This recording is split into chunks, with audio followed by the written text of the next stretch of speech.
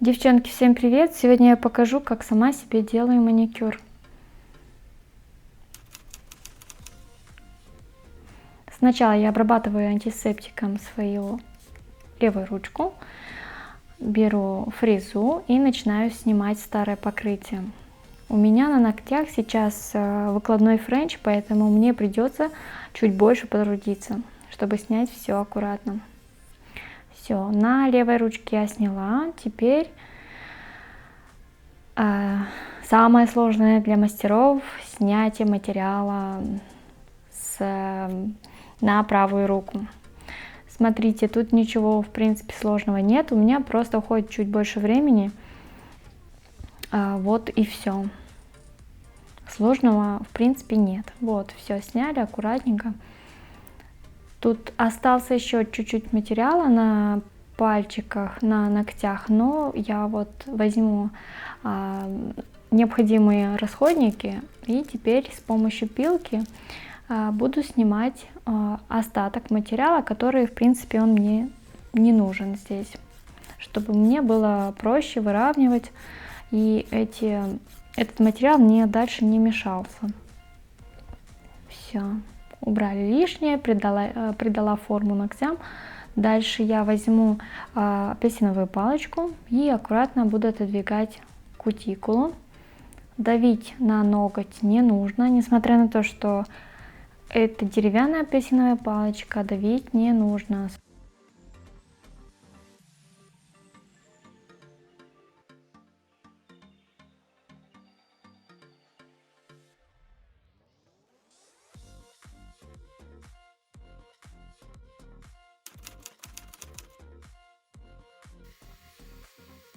Дальше я возьму фрезу с красной насечкой и начну обрабатывать левую часть ногтей.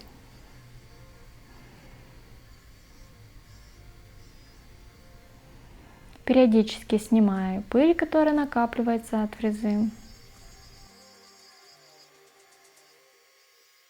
И дорабатываю до того момента, пока там уже ничего не остается. Также на фрезу не нужно давить, на ноготь тоже не нужно давить. Все делается очень аккуратно и торопиться в принципе не нужно здесь.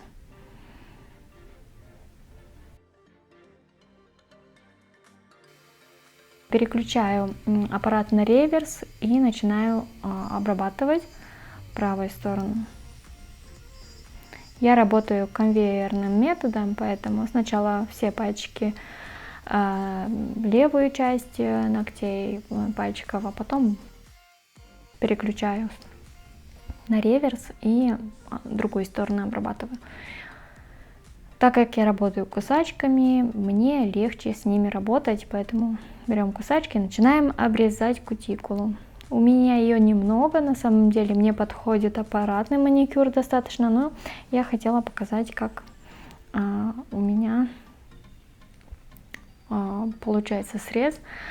И в принципе самый удобный способ — это комби все-таки. Тут меняем фрезу на шар и будем шлифовать срез и боковые валики. На шар абсолютно не давим. Проходимся очень-очень легко по поверхности. Если немножко надавить, все, у вас будет кровь. Все. После этого берем салфеточку и убираем лишнюю пыль. Очень тщательно прохожусь именно под кутикулу. Там важно, чтобы все было чисто, ничего не оставалось, никакой грязи и пыли.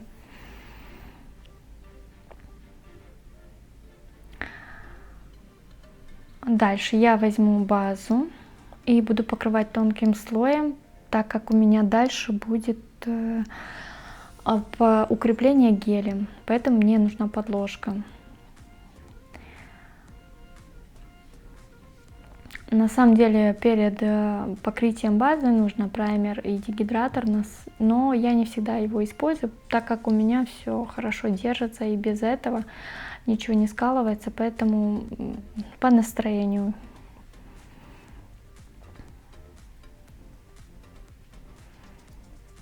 Дальше я нашла у себя гель, который давно-давно лежит. Еще не помню, где я его заказала. И решила укрепить им. Сначала первый слой мы делаем тоненький. Тонкий слой от кутикулы вниз идем, промазываем так ноготь, для того, чтобы следующий слой у нас растекался быстрее по ногтю и самовыравнивался. И, естественно, тратим на это меньше времени. Дальше по непросушенному слою берем каплю геля и распределяем ее по всему ногтю. Стараемся не отрывать кисточку от самой капли.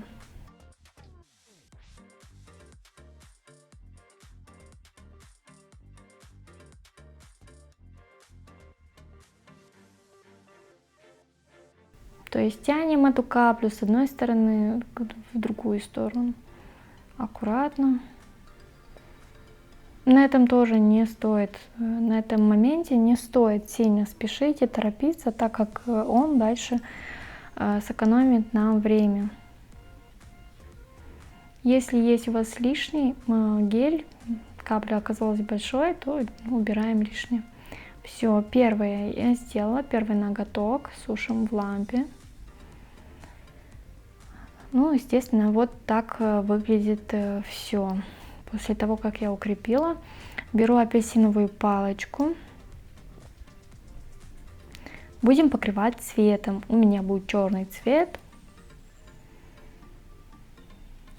Тут тоже особо торопиться не нужно.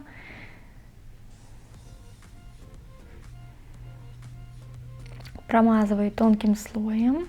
Первый слой у меня он идет тонкий, чтобы он хорошо просыхал в лампе, а не скукоживался, потому что, ну, если заметили, то часто встречается, что он просто скукоживается, он не просыхает. Ну, часто из-за того, что просто толстый слой, и он не успевает просыхать.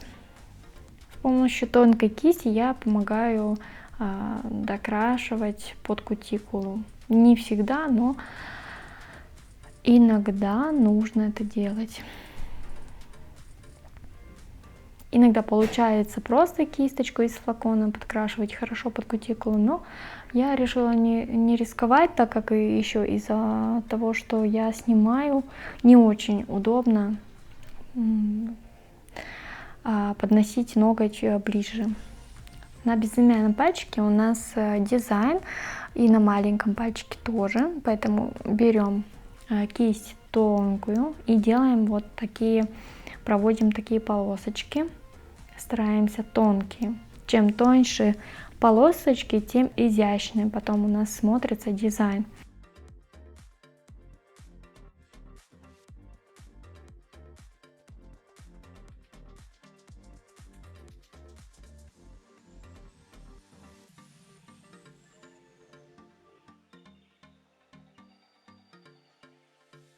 На мизинце у меня будет полуфренч.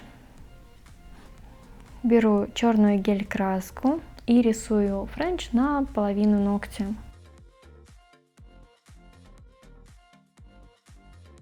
Заполняю цветом это место, эту часть ноготка.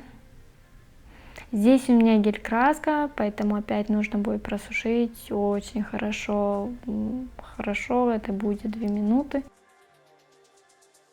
Но мне удобно, потому что краска не растекается, не просвечивается, все в один слой, отлично, все, мне так удобнее.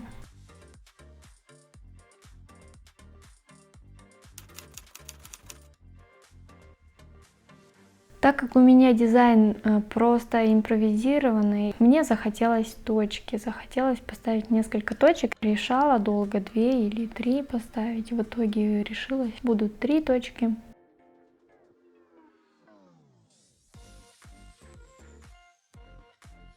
Все на маленьком сделали, на мизинце просушили. Дальше на безымянном у меня будет веточка. Также тонкой кистью я делаю тонкую такую полосочку. Ну, это наша будущая веточка. Снизу вверх кутикуле проводим тонкую полосочку. Вначале она густая такая, а потом идет на нет. Беру кисть тонкую тоже, но не такая длинная, и рисую сами листики.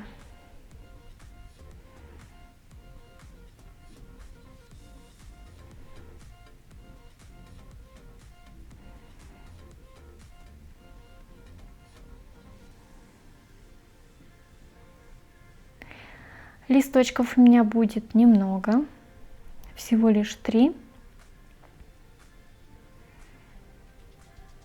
Если будет много их, то дизайн потеряет свою легкость, а я хотела такой минимализм, и чтобы дизайн сохранил свою воздушность, чтобы он был легкий и нежный. И, конечно, куда без точек. И еще несколько точек тоже добавлю.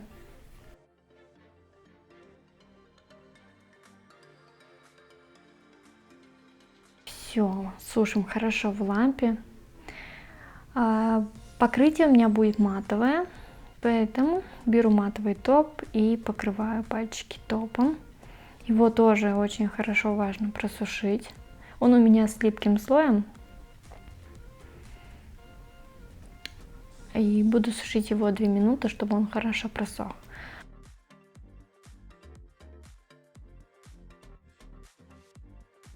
После просушки беру салфеточку и снимаю липкий слой.